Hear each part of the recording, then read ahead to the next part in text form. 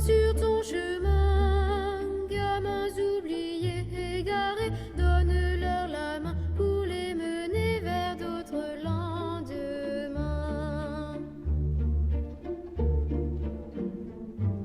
Sans cœur de la nuit, monde d'espoir. Anti-ofensas. Livro Centro de Luz, Espírito Emmanuel, lição 49, através da produção mediúnica de Chico Xavier, baseado no Evangelho de Mateus, capítulo 5, versículo 20.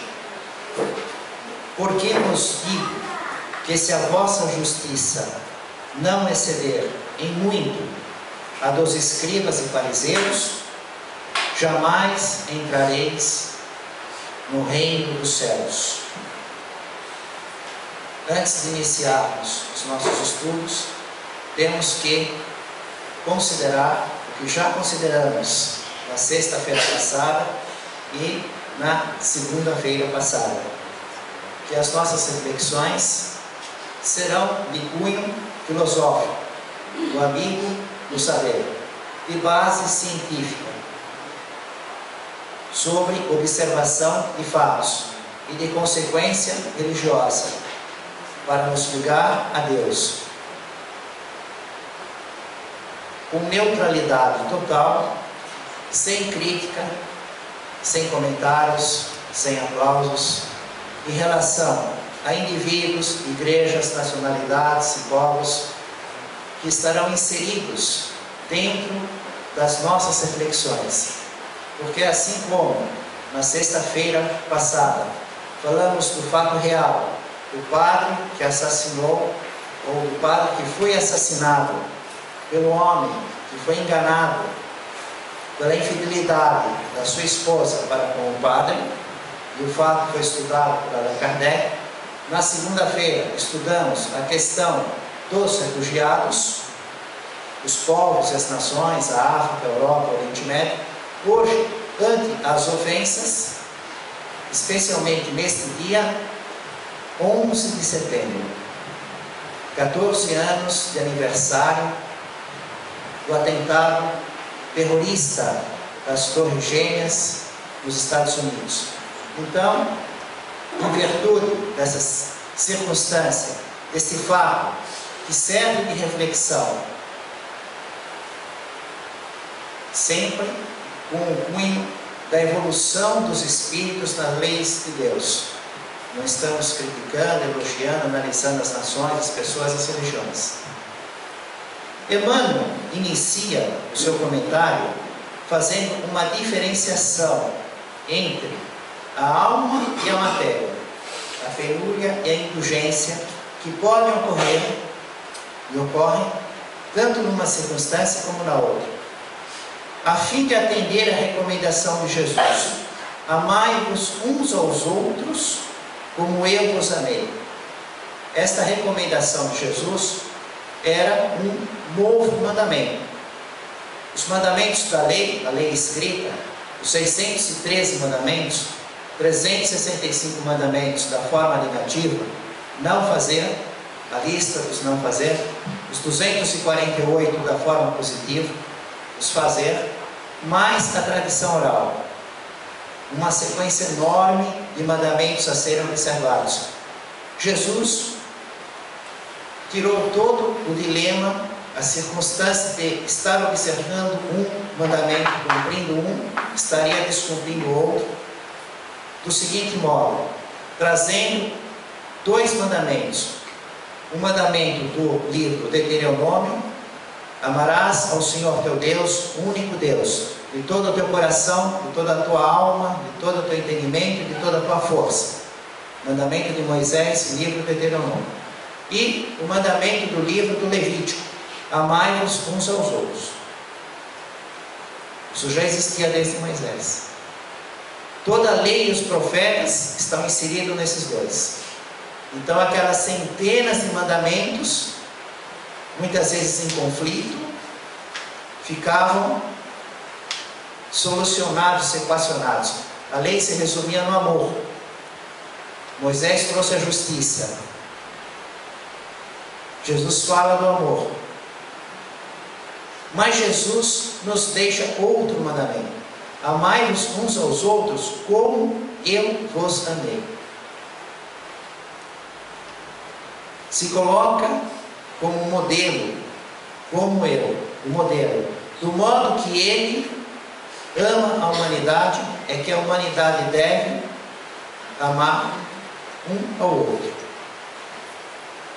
Não te colocarás tão somente no lugar do irmão necessitado do socorro material, para que lhe compreendas a indigência com segurança. Quem é que é necessitado de socorro material? Isso é uma maneira bonita, poética, está falando o quê? De um pedinte, que está pedindo esmola. Necessidade de um socorro material. Um homem rico não precisa de socorro material. Não é isso? Quem ganhou na Mega Sena, está comemorando a fortuna dos 30 milhões, precisa de necessitar de socorro material? Estaria na indigência? Não. É a esmola. Não te colocarás tão somente. Dizer, o problema não é que ela não mereça a pensão dela.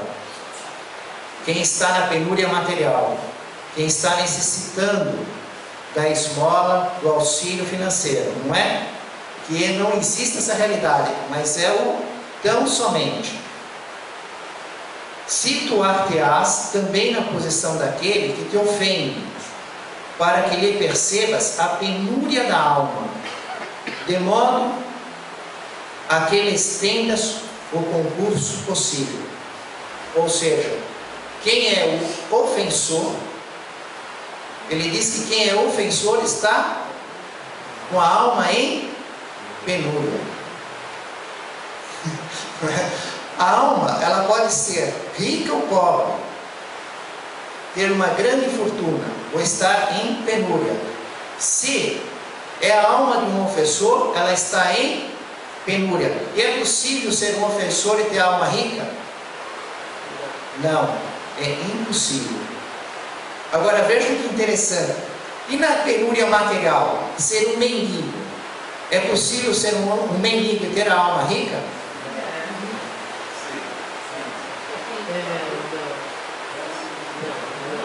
É possível. É possível. Porque a penúria material tem duas causas. Duas causas que estão na própria criatura. Pode ser o erro passado não corrigido, em que a criatura desperdiçou, desenvolveu orgulho, causou desgraças na vida dos outros. Então a falta agora vai trazer uma oportunidade de aprendizado. E pode ser também que a criatura solicitou a condição financeira em penúria para exercer uma prova de vida ou uma missão. O próprio Jesus, que veio só em missão, sem prova nem expiação na terra, ele planejou a vida como Jesus de Nazaré, com poucas condições financeiras. Trabalhou na carpintaria, não era mendigo, mas não era dos ricos do mundo. Disse que não tinha uma pedra para pôr a cabeça. Francisco de Assis. E são almas enormes. Chico Xavier, Allan Kardec. Não são grandes fortunas, mas são grandes almas. Mas não existe alma que faça ofensa, que faça agressão, que seja uma grande alma. Será um dia, né? Porque todo erro é transitório. Então Emmanuel coloca de início, na primeira questão, mas de modo poético, assim, então, assim, a gente vai lendo, vai passando, de repente foi para a segunda, para a terceira, vai até o fim do comentário dele no capítulo, nem percebe que ele fez essa distinção.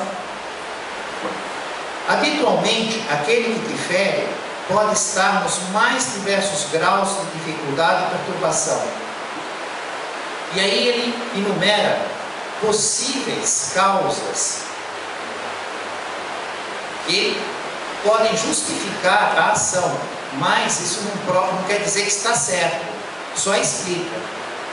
O erro sempre é o erro. Mas por que a criatura está cometendo aquele erro? No clima dos enganos lastimáveis, dos quais se retirará mais tarde, em penosas condições de arrependimento, sofrendo a pressão de constrangedores processos obsessivos, pessoas que estão sofrendo obsessão, que foi o caso da segunda-feira, daquela mulher, daquele jurado, que foi convocado a comparecer a tribunal de júri, lá na França, e que era um rapaz que tinha matado uma senhora. E aí, o que o jurado fez? Ele tinha condições de se comunicar com os espíritos. Ele evoca o espírito de quem foi assassinado, da senhora assassinada, em recolhimento naqueles intervalos do tribunal de júri. Ele evoca e conversa com ela. E diz para ela: bom, você foi assassinada por ele, você condena ele? Ela diz: não, eu não posso fazer, eu não faço isso. Mas por que ele não te matou? Não foi, mas ele estava totalmente dominado, e aquela raiva, aquele ódio dele foi aumentado várias vezes por um espírito. Mas quem te contou isso? O espírito obsessor. Quem era? Era uma pessoa que tinha vivido, e por 50 anos havia feito a corte com ela, e ela recusava ele totalmente. Ele morreu, continuou com ódio dela, com o desejo de se vingar, encontrou esse rapaz frágil, pegou uma raiva, fez crescer tanto, fez ele matá-la. E o rapaz estava com risco de pena de morte na França em 1861, 62, 64, não me lembro exatamente o ano. Aí, com testemunho desse espírito, com mais detalhes, que isso foi de segunda-feira, 7 de setembro, a palestra infelizmente não foi gravada na segunda, o tribunal de júri deu atenuante, e ele não levou a pena de morte. Então, nós estamos vendo os obsessores que estão atuando nas pessoas que matam, que roubam, que se suicidam, que provocam as tragédias das famílias, das nações, os fanatismos. Não estamos vendo. E Emmanuel vai dando, por exemplo, a missão desregrada, de que se afastará um dia sobre os desencantos da culpa.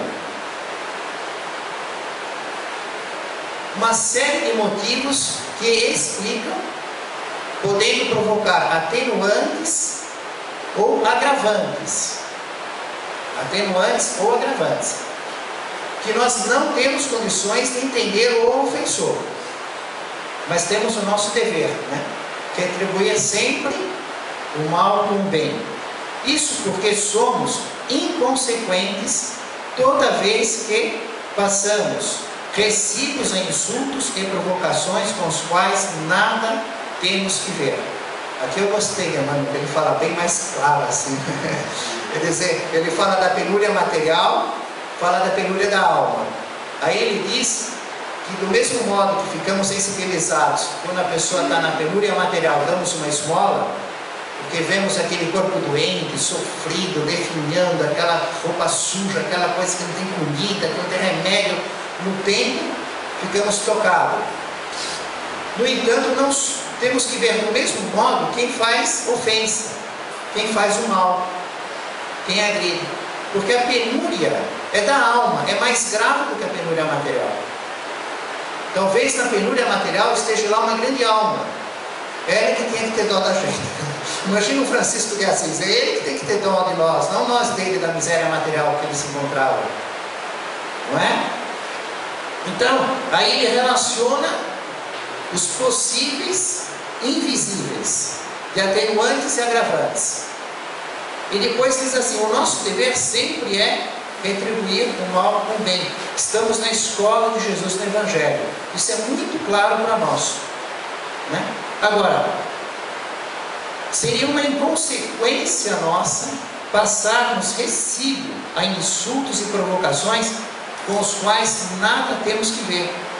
Se o ofensor, o agressor, aquele que nos traz a dor, o sofrimento, a mágoa, a desilusão, ele tem a responsabilidade com agravantes ou atenuantes, com os invisíveis.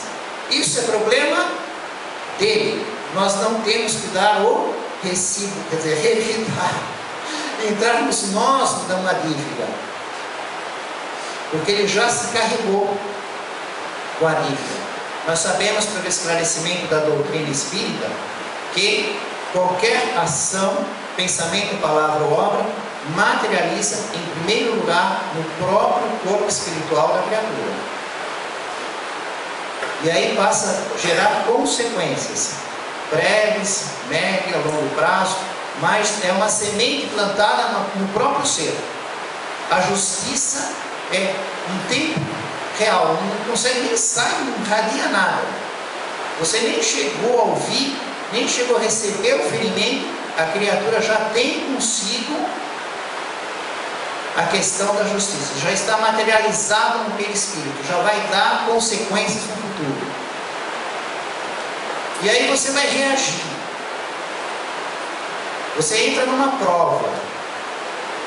Conforme a sua reação, aquilo ainda te fez um bem. Você pode evoluir espiritualmente. Conforme a sua reação, se for o revire, se for a mágoa, se for o melindre, aí você perde a oportunidade de evoluir e materializa, a criatura materializa nela própria um sofrimento para aprender a fazer as escolhas certas. Se temos o espírito pacificado no dever cumprido, a que título deixar a estrada do mal, a fim de ouvir as sugestões das trevas nos despenhadeiros do mal? Além disso, se estamos em paz à frente dos irmãos nossos, envolvidos em sombra ou desespero, não seria justo nem humano agravar-lhes o desequilíbrio com reações impensadas. Quando os sãos, perante Jesus, são chamados a socorrer os doentes, com a sincera disposição de compreender e servir, aliviar e auxiliar. Ou seja, diante de alguém que nos ofende, nós que estamos na escola do Evangelho, segundo Emmanuel, fomos chamados por Jesus para receber a ofensa, para ensiná-lo a sair da desgraça que se encontra, da penúria que se encontra. É como a alma pobre, mesmo no corpo rico, a alma pobre vai chegar perto de nós numa das condições sociais que conhecemos: marido, esposa, filho, pais, vizinhos, condôminos, governantes. Vamos trazer a ofensa, a agressão. Para nós que estamos na escola de Jesus, é Jesus nos colocando, nos dando uma oportunidade. Olha, que alma miserável, dê uma esmola. Como é que dá esmola em moral? A dignidade, a compreensão, retribuir o mal com o bem. Esse versículo, esse capítulo, Evangelho de Mateus 5:20. A justiça tem que ser maior do que a dos escribas e dos fariseus. Nós vamos ver que, além de Mateus, possui a anotação Marcos e Lucas. E Jesus vem preparando o ambiente. O título que eles dão para o estudo: Vós sois o sal da terra. Jesus falando para os seus discípulos, para aquelas pessoas que o seguiam. Vejam que drama Jesus nos coloca. Nós estamos sendo discípulos, estamos aprendendo o Evangelho. E as pessoas que podem nos agredir, quer dizer, na realidade, o convite que Jesus nos dá para darmos uma esmola para a alma, né? Então, a nossa luz tem que brilhar muito, né? O nosso sal tem que ter muito sabor. Vós sois o sal da terra. Vós sois o sal da terra, pois todos serão salgados com fogo. O sal é bom, mas se o sal se tornar insípido, com que salgaremos e com que se há de temperar? Não é útil para a terra, nem para o adubo, para mais nada serve, senão para ser lançado fora e pisado pelos homens. Tende sal em vós mesmos e vivei em paz uns com os outros. Quem tem ouvidos para ouvir, ouça. Antes de começarmos a palestra, o nosso irmão Paulo II falou assim: quem perde, quando o pato perde a pata, ou fica viúvo, ou fica perneta. Isso nós não vamos mais esquecer. Não é isso? De tantas vezes que repetimos. Porque nós falamos que a produção mediúnica de Chico Xavier é de longe a maior, mais de 400 livros. De perto a melhor. Os amigos que assistem a gravação, eles não sabem dessa parte, porque isso é antes de começar a gravação, não é? E existe essa circunstância no contexto do papo por causa do sentido que a palavra tem. Às vezes uma palavra pode ter vários sentidos, como a palavra pena, dó, sentimento, pena do juiz. Em muitas circunstâncias do Evangelho está colocada de forma alegórica. Jesus fala com alegorias, com parábolas, com símbolos, mas nem todas. E aqui nós passamos por uma que é o caso dela, é literal mesmo. Quando Jesus diz que o sal tem que ter o sabor. Se perder o sabor, não serve para mais nada. Para ser lançado fora ou para ser pisado pelos homens. Quando nós falamos aqui no nosso tempo agora, que alguém é pisado por alguém, nós pensamos que alguém está sendo humilhado. Quantas pessoas se sentem pisadas? Ah, eu sou pisado. Pisam em mim. Não é assim? Mas não tem esse contexto, era para ser pisado. Porque quando o sal perdia o sabor, eles jogavam o sal para pisar mesmo, para não escorregar nos degraus do templo. Isso nos traz os estudiosos na vida na época de Jesus.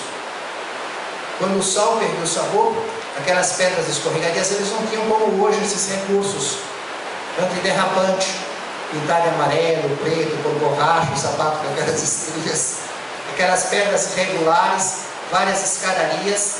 Então eles jogavam sal naqueles buracos, que era cheia porosa, e aí ficava antiderrapante. Então era para ser pisado mesmo. Aqui está realmente em literal. Em literal. E aí Jesus continua: brilhe a vossa luz, vós sois a luz do mundo. Tudo isso ele está fazendo o que? Ele está exigindo, ele está exortando, ele está cobrando. E quem está vendo as suas curas, seu ensino, quem está convivendo com ele, nós estamos, que viemos fazer aqui, que estamos fazendo todos esses anos, buscando aprender com o ensino de Jesus, com o seu Evangelho, através dos livros e dos Espíritos. Estamos vendo a palavra, a ideia, o sentimento, o amor de Jesus refletido por esses meios. Então, de certo modo, é para nós também. Vós sois a luz do mundo. Não se pode esconder uma cidade situada sobre um monte. Quando fazemos excursão na Grécia, na Turquia, e aí observamos aquelas cidades que são construídas lá em cima, aquelas cidades de pedra, e longe, o ônibus está andando na estrada, a gente já está vendo lá na cidade. Isso é muito comum, Quem que vai esconder? Fez a cidade lá em cima do monte, vai ser visível para todo mundo. Eles faziam em circunstância da segurança da época, mas que ficava visível.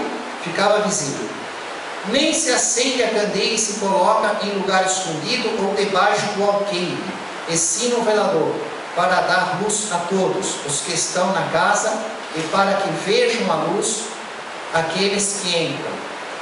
Já estudamos várias vezes aqui a importância da iluminação dos ambientes na época, que não tinha luz elétrica, Então, o caso da parábola das 10 virgens, que tinham as suas lâmpadas, aquela de barro, com azeite, com óleo de oliva, certo? Escolhiam as noivas pela capacidade de iluminar os ambientes. Quem sabe iluminar melhor? E o sábado, que vai ter que já deixar de sexta-feira e depois fazer aquela lâmpadazinha acesa, não pode fazer quase movimento, vai depender muito da iluminação do ambiente, o Shabat. Aqui nós estamos vendo Jesus falando da iluminação. E tem uma palavra que a tradução dela nos leva a uma armadilha. Na minha juventude, isso daí sempre era uma vírgula no meu entendimento. Porque alqueire, para mim, era uma medida de terra. Falavam alqueire de sítio, tantos alqueires, E a tradução para alqueire é infeliz, não é confortável. Em Haroldo Dutra Dias, nós achamos uma tradução que é compatível com o que Jesus falava, porque Jesus não falava medida de terra. Não faz sentido nenhum. Como é que você tem uma lâmpada que é feita de barro, com óleo lá, um pavio para iluminar, e você vai pôr embaixo de um alqueire, uma medida de terra, toda aquela, você vai fazer como? Não dá para entender isso. Ele está falando de um ambiente, e aí alqueire, aquelas grandes extensões de terra, né? É porque a tradução não está feliz. A tradução do Haroldo Dutra Dias está módio, que é um recipiente para guardar óleo. Que óleo? O óleo que põe na lâmpada. E cabe 35 litros de óleo. Então, quando o módio estava vazio, evidentemente, né? E a lâmpada apagada, evidentemente, guardava a lâmpada embaixo desse recipiente. E seria isso é o normal. Agora, imagine um absurdo: você acende a lâmpada e guarda embaixo do recipiente. Como se fosse, imagina uma caixa assim, aí você acende a lâmpada e põe embaixo dela. Se você acendeu a lâmpada, é para iluminar. Se é para iluminar, põe nos lugares das paredes, nos lugares que vão iluminar o ambiente, qualidade da boa noiva, o melhor possível. De jeito nenhum você vai acender a lâmpada e colocar embaixo do módio, traduzido por alqueire, que confunde a nossa cabeça. É módio, é um recipiente para guardar o óleo de 35 litros. Então Jesus cobra para que brilhe, assim, brilhe a vossa luz. A luz, a iluminação, o saber, a moral.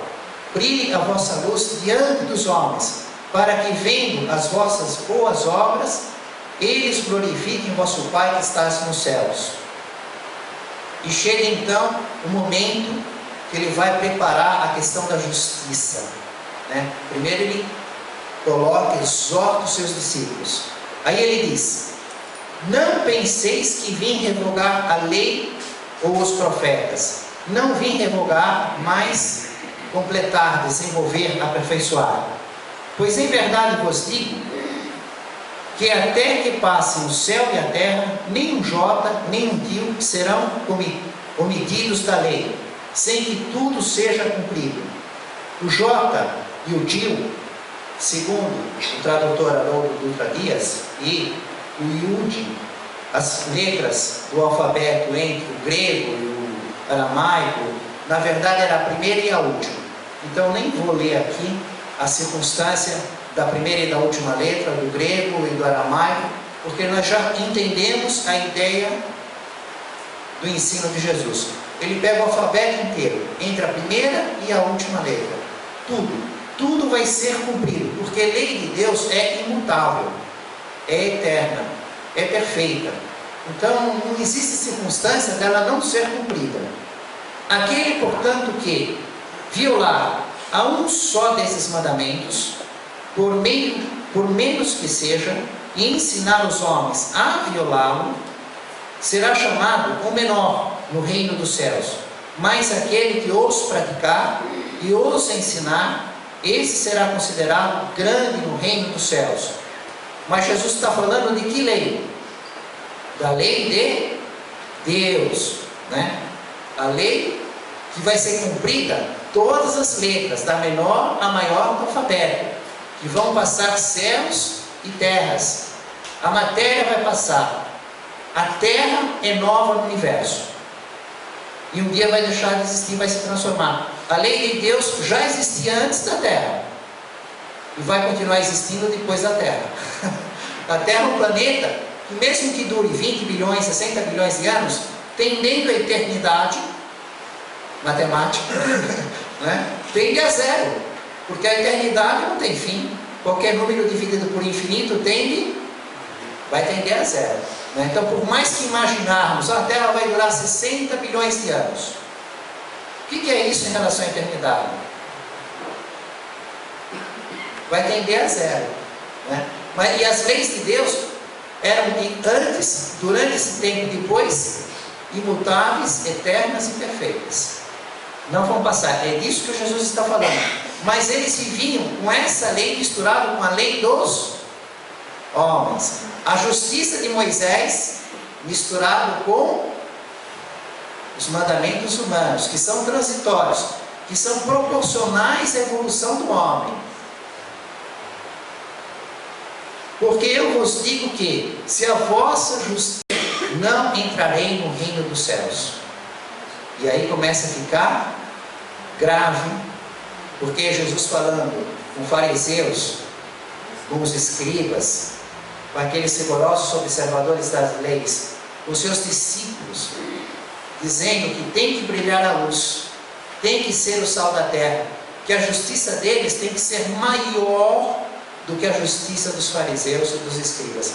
Ele está dizendo que os escribas e os fariseus, eles têm aquela coisa misturada entre a justiça de Moisés e a lei humana, transitória e imperfeita, e que os seus discípulos têm que fazer uma justiça maior, pura, sem mistura. Ouvistes o que vos foi dito, eu, porém, vos digo. É a continuação de Jesus. Perceberam a logística? Primeiro ele pega e exige muita qualidade, diz que a lei de Deus vai ser sempre cumprida, fala que tem que ser maior que a justiça dos escribas e fariseus, e aí começa a falar assim: ouviram o que vos disseram. Aonde está nisso? A justiça dos fariseus, que é uma mistura dos homens com as leis de Deus. Eu, porém, vos digo. Ele vai reformar a parte humana errada. Eu, porém, vos digo. Ele vai sanear, ele vai limpar isso. Segundo o estudo do Haroldo Dutra Guia, são 6 contrastes, ele chama de contrastes, 6 circunstâncias diferentes. Ouviram o que vos disseram, está lá na lei. Eu, porém, vos digo. Ele vai mudar aquilo. Aquela lei que os fariseus dizem, essa é a justiça, mas não era. Aquela era uma justiça humana, transitória e imperfeita. Não era a justiça divina. Jesus diz, eu, porém, vos digo. Ele vai separar aquela parte. Vamos ver só uma das 6. Ouvistes o que foi dito aos antigos, não matarás, e quem matar terá de responder no tribunal. Só quem matar, e todo o resto pode ficar bravo, xingar, encolerizar. Eu, porém, vos digo que todo aquele que se encolarizar contra o seu próximo será responsável em juízo. Todo aquele que chamar, disser a seu irmão, raca, está sujeito ao sinédrio. E quem o chamar de louco terá que responder na hiena do fogo. Quer dizer, a justiça tem que ser maior do que a justiça dos fariseus. Porque na justiça dos fariseus, pode chamar de raca, eles faziam isso. Raca significa bobo, tolo, cabeça vazia. Era uma maneira de ofender, humilhar. E se falava virando o rosto para o lado, cuspindo. E estava de acordo com a justiça, sem problema nenhum, nos 613 mandamentos e na interpretação oral, feita por eles, pelos escribas e fariseus. Mas Jesus disse, a sua tem que ser maior do que a dele. Eles disseram isso, mas eu, porém, vos digo. Reforma, torna essa condição que traz uma ofensa. Porque quem faz isso, quem se encoloriza, pratica uma ofensa. Então passaria a ser um agressor, estaria no erro. O que era permitido passa a ser proibido, né? O que te dava grandeza na alma, passa a te dar miséria na alma, passa a te colocar na penúria moral, né? Essa reforma que Jesus traz. No livro dos Espíritos, nós vamos ter no capítulo 10, as leis morais, exatamente lei de justiça, amor e caridade. Justiça, que segundo a revelação dos Espíritos, é a base da lei de Moisés, que vem naquela mistura da lei divina, que é imutável, eterna e perfeita, com a legislação para os homens que era do tempo. Amor e caridade.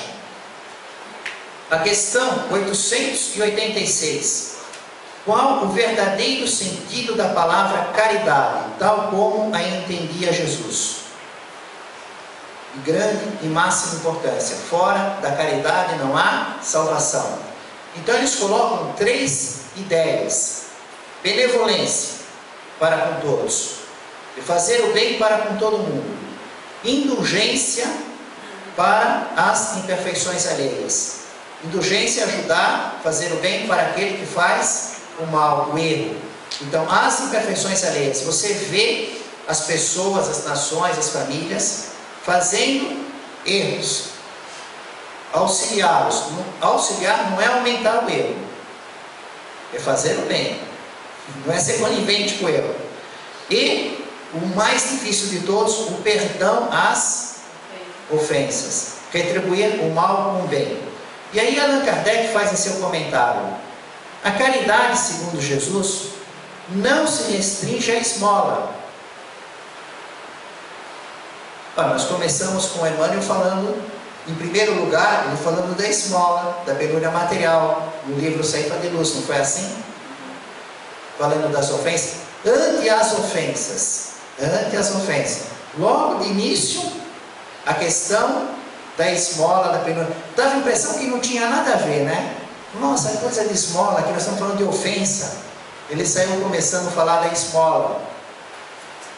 E Allan Kardec aqui está falando de caridade. E ele pega e fala no seu comentário: não se restringe à esmola. É o que Emmanuel disse: não se restringe a. Então, somente, não tão somente na penúria material. E nós percebemos por essas sutilezas, né, pequenos detalhes, o perfeito encaixe milimétrico. Isso é mecânica de precisão. Vamos dizer assim, mecânica de precisão. Allan Kardec pegando aqui no contexto da caridade, falando que não se restringe a esmola, pegando Emmanuel, quando vai falar do perdão das ofensas, exatamente aquele mesmo assunto, cada um com uma palavra do seu estilo, mas um encaixe perfeito entre a codificação espírita e o seu desenvolvimento na produção mediúnica de Chico Xavier. Abrange todas as relações que temos com os nossos semelhantes, sejam eles inferiores, iguais ou superiores a nós. A questão 887, a lógica de Kardec. Jesus também disse: amai inclusive aos vossos inimigos, certo? Certo. Ora, o amor aos inimigos não é contrário às nossas tendências naturais? E a inimizade não provém da falta de simpatia entre os espíritos? Allan Kardec está na sequência lógica de tudo que estava vindo antes, quando fala entre espíritos que são simpáticos e antipáticos. E desenvolve a circunstância que nem sempre 2 espíritos simpáticos são bons espíritos. Porque um mau espírito é simpático a outro mau espírito. Um homem mau, o que é simpático com ele são espíritos maus. Um homem mau viciado são espíritos que também são viciados. Esse ele gosta. Agora, os bons espíritos que querem reformá-lo, tirá-lo do vício, convidá-lo a esse é antipático. Esse vem causar aborrecimento. Esse vem querer que eu mude minha vida. Eu estou feliz com o vício que eu tenho. Então a questão de simpatia ou antipatia é relativo ao nível de evolução que eles se encontram. Isso é o que coloca os espíritos aqui. Os bons são simpáticos entre si e têm antipatia com os maus. Os maus são simpáticos entre si e têm antipatia com os bons, né? Aí, como é que nós vamos amar o inimigo se ele é mau, se eu estou bem? Então tem antipatia. Como você pode amar um antipático? Nada mais lógico, não é? A pergunta de Kardec. Sem dúvida, não se pode ter pelos inimigos um amor terno e apaixonado. Não é isso que a frase de Jesus quer dizer. Amar os inimigos é perdoá-los e retribuir-lhes o mal com o bem. Com isso, tornamos-nos superiores aos inimigos. Com a vingança, colocamos-nos abaixo deles. Vem bem aí a questão do perdão. O que é perdão? É retribuir o mal com o bem. Né? Elisa perguntou outro dia na minha casa lá, como é que você define o perdão? O que é perdoar? Exatamente, é retribuir o mal com o bem, segundo o entendimento de Jesus. Agora vejam que interessante a circunstância. A pergunta 888, o que pensar da esmola? E a pergunta 888a, vós condenais a esmola? E é respondida pelo Espírito, São Vicente de Paulo. Ou seja, ele estuda a esmola e a caridade junto aqui na sequência das questões. Junto. A esmola e a caridade. A esmola junto com o perdão das ofensas. Uma coisa do lado da outra. Do mesmo modo que faz Emmanuel na lição ante as ofensas. Ele começa falando da esmola, da penúria material. E, a 889, não há homens reduzidos à mendicância por sua própria culpa? Sem dúvida, mas se uma boa educação moral lhes tivesse ensinado a praticar a lei de Deus, eles não cairiam nos excessos que causam sua perdição. Ou seja, eles respondem pelo livre-arbítrio que têm. Mas existe agravante ou atenuante com a influência que recebem. Tanto que é estudado no Livro dos Espíritos, missão de pais. O dever de causar boa influência para com os filhos. Então existe também a questão da boa influência nas famílias, nas instituições religiosas, nos governos, nos exemplos, em todo lugar onde estamos fazendo influência e onde temos o dever de realizar a influência. Isso vai caracterizar agravante ou atenuante naquela criatura. Imagina a complexidade que tudo isso envolve para a justiça. Mas a justiça é trabalho de Deus. O nosso trabalho é fazer o bem sempre. O bem para com todo mundo. O bem inclusive para aqueles que estão fazendo mal. E o bem para os que fazem o mal para nós. No livro Céu e Inferno, nós vamos estudar Jacques Latour, que é enorme, criminosos arrependidos. Vamos estudar só essa parte final, desses 10, 15 minutos que temos. Começa na página 283, essa edição que eu tenho, e vai até a 295. São 12 páginas estudando Jacques Latour. Criminosos arrependidos. Ofensas. Ele foi assassino, condenado pelo Tribunal da Justiça de Foix, executado em setembro de 1864. Allan Kardec foi para Bruxelas. E no dia 13 de setembro de 1864, ele participou da reunião mediúnica em Bruxelas. E havia uma senhora médium. E esse espírito foi fazer uma psicografia por ela, sem ter sido evocado. Eles não evocaram o espírito, ele se apresentou, foi levado espontaneamente, foi levado pelos espíritos que organizaram aquele trabalho e saiu escrevendo, mais de um modo que impressionou, porque ele traçou com uma agitação extraordinária, caracteres grossos, muito forte, muito violento, quase rasgando o papel, escrevendo assim: eu me arrependo, Latour, que era o nome dele, Jacques Latour. Surpresos com esta comunicação inesperada, que ninguém provocara, porque ninguém pensava nesse infeliz, cuja maioria mesmo dos assistentes lhe ignorava a morte, dirigiu-se ao espírito algumas palavras de comiseração e encorajamento. Depois ele fez esta pergunta, ou seja, o espírito surpreende, faz aquela circunstância bruta, né? Aí Allan Kardec pega e pergunta para ele: por que motivo vos levou vir entre nós, antes que alures em outro lugar, uma vez que não vos chamamos? Né? Por que veio se comunicar aqui conosco? Não evocamos você? Por que não foi para outro lugar? E aí, aquela senhora que estava fazendo a psicografia, que Allan Kardec passa a chamar o médium, mas esse médium é aquela senhora. Aí ele passa a usar o termo genérico no estudo dele. Ela também é médium falante e psicofonia. Ela tem as duas faculdades. O espírito deixou de usar a escrita, daquele modo violento que ele fez, e passou a usar a voz, a incorporação, a psicofonia. O médium, que é também médium falante, respondeu de viva voz: vi que sois almas compadecentes e que tendes piedade de mim, ao passo que outros me evocam mais por curiosidade do que por verdadeira caridade, ou então se afastam de mim com horror. Porque ele foi guilhotinado, ele foi executado, ele era cruel, matador, matava para roubar ouro, não tinha piedade, foi pego, né, executado na guilhotina. Então, ou evocavam ele por curiosidade, ou tinham horror da aproximação dele. Só nesse lugar, nessa reunião mediúnica, que ele encontrou pessoas com um sentimento de piedade, mas que não estavam evocando ele. Então ele resolveu se manifestar sem ser evocado. Vejam que coisa interessante, né?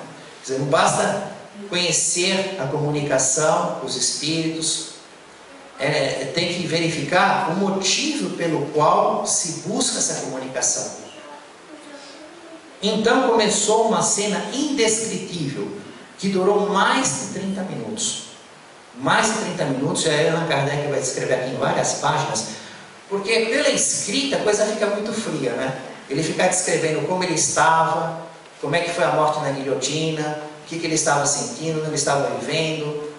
Seria uma circunstância que você ia lendo depois, como ele vai aqui descrevendo tudo, a gente vai lendo e vai imaginando. Mas Allan Kardec fala aqui que ele, fazendo pela médium, a psicofonia, a incorporação, então tem a afeição, os gestos, o problema da voz, dá uma emoção enorme, que impressionou tanto, inclusive assustou algumas pessoas que estavam naquela reunião mediúnica, ficaram assustadas. E nós, que trabalhamos em reunião mediúnica, vivemos essa realidade. Nos contatos com os espíritos, alguns dos nossos irmãos que chegam em sofrimento, né? Aí então observamos aquele choro e ranger de dentes, aqueles cenários, aquela circunstância do corpo, aquele gemido, aquela coisa. Quando ele vem falando aqui, descrevendo, mas nós não vamos poder estudar isso, porque nós só temos mais alguns minutos. Queremos puxar só o link para a questão diante das ofensas. Mas vem uma descrição enorme, de mais de meia hora, de todo o detalhamento do sangue, das vítimas, da crueldade dele, da ideia dele: bom, eu vou levar a vida numa boa, até o momento que eu vou viver sempre sem ser pego. Se eu for pego, eles me matam e tudo acaba. Mas o que eu viver vai ser uma boa. Não acreditando no inferno, quem vai acreditar no inferno? A alma vai ficar queimando no fogo? Ele achava isso daí não existia, que não era impossível, não ia ser assim, né? Então, a jogada dele era viver numa boa, desfrutando de tudo, e ele não era rico, então precisava matar para ser rico. E as vítimas pediam clemência, piedade. Ah, que clemência, piedade? Era punhal, e rasgava, e matava, e judiava, e ele queria o ouro. Tinha medo, não era do inferno, era da polícia. Até que um dia a polícia pegou ele, e aí ele foi guilhotinado. Então aqui vem uma sequência, 4 comunicações que ele faz, né? 4 comunicações que ele vai fazer depois dessa de Bruxelas, como membro na Sociedade Parisiense de Estudos Espíritas. Então tem a descrição dele de mais de meia hora, depois de 4 comunicações. Depois volta a ter uma comunicação com essa senhora médium. Volta a ter. Depois vem ele falando outra vez, aí vem o guia do médium, e depois vem Allan Kardec fazendo um estudo. Vai longe. Hoje nós vamos ver só um trechinho. Só lecionando só um trechinho. Muitas vezes eu vou tirar algum detalhe aqui, de lá, tal, né? De Jacques Latour.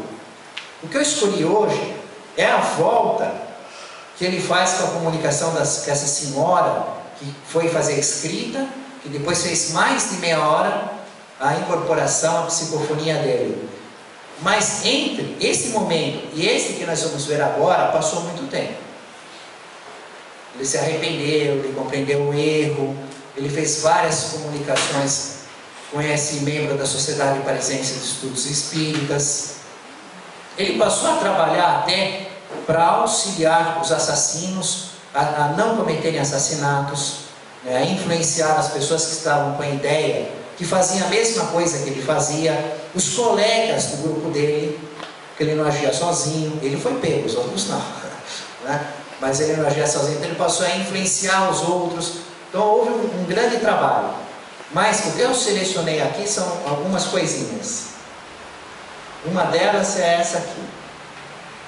Nada mais temais de mim, estou mais tranquilo, mas sofro ainda, não obstante. Deus teve piedade de mim, porque viu o meu arrependimento. Agora sofro por esse arrependimento que me mostra a enormidade das minhas faltas. Houve uma grande mudança da forma do sofrimento dele, porque naquele período anterior, que nós não vamos poder estudar hoje, os detalhes, o sofrimento dele é muito material, de estar junto com aqueles que ele matou, com aqueles que ele judiou, com a deformidade do próprio corpo espiritual dele, com o cenário material que ele estava vivendo, né? O desconforto do sangue. O sangue era um horror, ele se sentia vivendo como se fosse numa piscina de sangue. Então o que ele relata é muita dor material. Aí com aquelas comunicações, com aquela proposta de melhora, com o pedido de perdão, com o auxílio que ele começou a fazer dos outros, o sofrimento dele mudou para esse tipo de consciência pesada. Eu fiz uma coisa que eu não devia ter feito, causei um sofrimento, passou a ser moral. Passou a ser moral, a transformação. Aí é interessante essa outra parte, porque hoje nós estamos estudando muito a questão da justiça. Vimos Moisés trazendo a justiça. Vimos Jesus falando da lei. Mas que a justiça de Moisés tinha a parte divina, mas tinha a parte humana. Tinha aquele, ouviram o que vos disseram, eu porém vos digo. Jesus cobrando dos seus discípulos, que a justiça deles tinha que ser maior do que a dos escribas e dos fariseus. O sal tem que ter gosto, brilha a vossa luz. E aí ele vem falar bem da justiça. Olha o que esse Espírito fala. Isso lá em 1865, está publicado no Céu e Inferno. E comparem com os dias de hoje, aqui no Brasil pelo menos. Mas a justiça dos homens é mal concebida. Por uma falta, algumas vezes leve, um homem é fechado numa prisão que sempre é um lugar de perdição e de perversão. Dali sai completamente perdido, pelos maus conselhos e pelos maus exemplos que ouviu. Se ele fez uma certa falta, vai para a prisão e recebe tanta má influência que sai muito pior, porque cumpriu o tempo da pena fixada pelos homens. E isso os homens chamam de justiça. Olha o consenso desse Espírito, né? E vale nos nossos dias, essa aqui é a tristeza, pelo menos aqui no Brasil. Lembre-se que eu falei que não estou agredindo nenhum governo, estamos só filosofando. Se entretanto a sua natureza é bastante boa e bastante forte para resistir ao mau exemplo, porque a má influência tem na prisão, não tem jeito. Mas se ele é um espírito que ele está muito empenhado na sua evolução, ele vai resistir. Saindo da prisão, todas as portas estão fechadas, todas as mãos se retiram diante dele, todos os corações honestos o repelem. O que lhe resta? O desprezo e a miséria, o abandono e o desespero. Se sente nele boas resoluções para retornar ao bem, a miséria o impele para tudo. Também ele, então, despreza o seu semelhante, odeia-o, perde toda a consciência do bem e do mal, uma vez que se vê repelido. Ele que, todavia, tomara a resolução de tornar-se homem honesto. Para se proporcionar o necessário, volta a roubar, matar 2 vezes e depois é guilhotiná-lo. Então, é uma realidade também que às vezes a criatura pode estar com a boa intenção, resistir, sai, mas não encontra o perdão das ofensas, não encontra a marca, não encontra emprego, trabalho, ambiente, e fica sem opção. Eu falei, eu fiz todo aquele esforço, resisti toda essa influência, saí aqui para o lado, agora eu preciso do acolhimento, preciso de uma nova oportunidade, e na sociedade não encontra. E aí tem a queda, volta outra vez para o crime. Uma que foi na segunda comunicação com aquele médium da Sociedade Parisiense de Estudos Espíritas. Se todos os culpados da terra pudessem me ver, quanto ficariam atemorizados com as consequências dos seus crimes que, ocultos aos olhos dos homens, são vistos pelos espíritos. Quanta ignorância fatal a tantas pobres pessoas. Que responsabilidade assumem aqueles que recusam a instrução às classes pobres da sociedade? Creem que, com os soldados e a polícia, podem prevenir os crimes. Como são tolos, como estão errados. Ele fala que se as pessoas, os culpados da terra, que são vistos pelos espíritos, são vistos por Deus, mas não são vistos pelos homens, se eles pudessem ver as consequências, como eles vão viver na vida espiritual, como a circunstância vai ser grave, ele fala da responsabilidade daqueles que recusam a instrução às classes pobres da sociedade.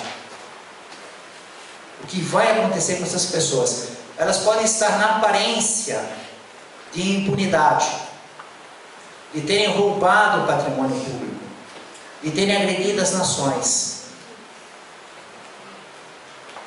Podem não ser pegas pelas leis humanas, mas não escapam das leis de Deus. Cada ato desse, ela está sendo contabilizado nela a influência que deixou de ocorrer. Ele diz, claro, a instrução às classes pobres da sociedade. Né? Imagina só o perdão das ofensas, ante as ofensas. De cara a gente pensa assim, é alguém que fez o mal, que vai ser o perdão, retribuir o mal do bem, é outra face, perdoar 70 vezes, 7 vezes. Né? Mas vem aí, assim, um alerta, um cuidado, para não ser o ofensor. E se estivermos sendo ofensores? E quem administra patrimônio público? E quem é pai? Quem é mãe? E quem fala ao público o ensino do Evangelho? Podemos estar no lugar do ofensor. Finalizando, é como os discípulos de Jesus falavam para ele, mestre, é dura essa palavra. Acontece que a letra, o estudo é esse, ele está divertindo para isso, né? E nós estamos nessa condição. Podemos estar? Eu estou aqui lendo o texto da codificação espírita e falando para os senhores, não posso estar errando? Antes de entrar na sala, eu rezo assim, me ajuda a errar o menos possível. Sem erro eu não consigo fazer nada. Né? Não fazer nada por medo de errar é um erro maior. Então, o melhor é errar menos e tentar fazer algo de bom. Mas, existem graves, médios, grandes. Bom, o pensamento final é específico, assim, um grande consolo, é uma coisa maravilhosa para os médiuns de psicofonia, né? Aquela música já estava lá, vermelha, virando. Quando eu falei do Jacques Latour, daquele sangue, daquela coisa, daqueles crimes, daquele gemido, daquela circunstância que assustava as pessoas, assustaram. Gente que trabalha com Kardec fica assustado. Coisa foi complicada, mais de meia hora, né? Ele vem, depois desse tempo, né, com aquela médium que fez a escrita, que ficou meia hora, ele vem agradecê-la e agradecer aos médiuns por não ter repugnância de se comunicar com ele. Porque se o médium tivesse a repugnância Se o mestre dissesse assim, isso é uma ofensa, o cheiro, o jeito, o malho que eu vou levar, a dor de cabeça, a tontura que eu vou ser, teve piedade. Ia demorar um tempo para ele ser uma comunicação. É mais gostoso receber o bom espírito, né? Aquela coisa maravilhosa que a gente fica... E esses irmãos, ante as ofensas, que a circunstância dele já vai constranger, já vai deixar o médium para fazer uma caridade numa circunstância de um enorme desafio. Então ele volta, ele vem agradecer, ele vai fazer 4 ou 5 comunicações com aquele médium da Sociedade Aparecense de Estudos Espíritas, mas depois de tudo aquilo, do trabalho que ele fez, da misericórdia que ele desfrutou, ele vem falar com a médium, com aquela senhora médium, agradecê-la por ter tolerado, por não ter tido repugnância e não ter impedido a comunicação. Ante as ofensas, retribuir sempre o mal com o bem. Família espiritual de Jesus, no caminho do reino dos céus, em nome do Mestre Jesus, louvado seja Deus.